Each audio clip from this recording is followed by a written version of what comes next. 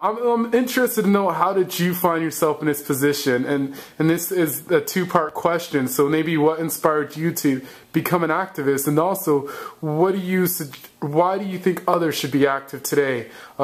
Maybe in the current time, or just should be active in general anytime. But yeah, what has got you to be here, and why do we need more people active? So one, I never even thought about organizing or activism in terms of it being a career. It was something that you did to make things better. And so when I was younger, you know, my grandparents, and definitely like mother and other people in my community, definitely instilled values in me that you care about your family. You care.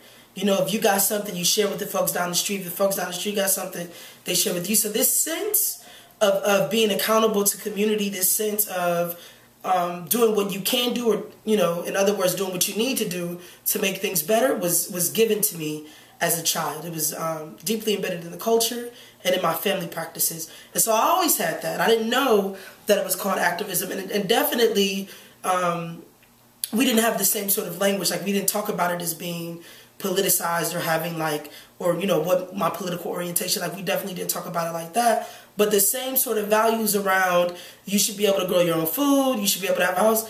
This ain't nothing new. My grandma been saying this, you know, so it wasn't like, it wasn't one defining moment where I, you know, contrary to beliefs I think that people have around organizing, it wasn't like, oh, I opened a book and was like, oh, this is it. This is going to be my career choice. No, it wasn't like that. It was, I always had these values, and I always did this work because I had to do it. This is what I needed to do for me to have a better life, for my children to have a better life, and even for my grandmother to have a better life. And so I always was involved in it. Over time, as I got older, I began to do it more and more and more.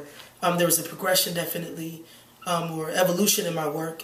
And in terms of why I think other people should do it, hopefully for the same reasons that I did it. You know, because I think it's important for us to care for another, to care for one another, and to take pride in community. And I think organizing and activism is definitely a key part of that.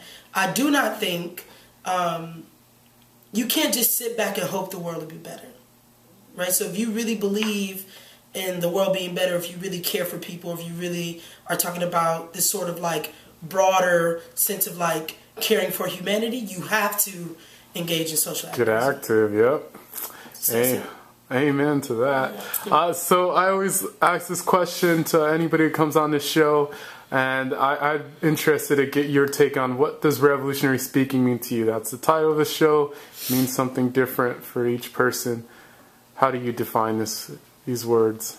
Well, one, I think the show is hot, so shout outs to Rashad. That's what's up. That's what's up. I think it's really important that voices get heard and get attention and visibility, because the story too often is that people aren't doing anything, or that people aren't caring, or that especially young black people don't care, or, you know, this kind of really hurtful messages or hurtful imagery around our youth culture. So I think it's important that this show is there.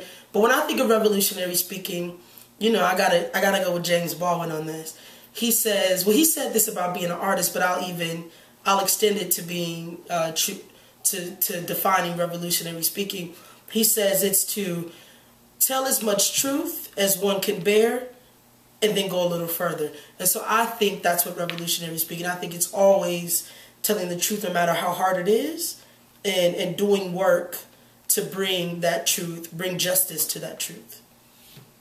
Word. Word. Thanks for coming.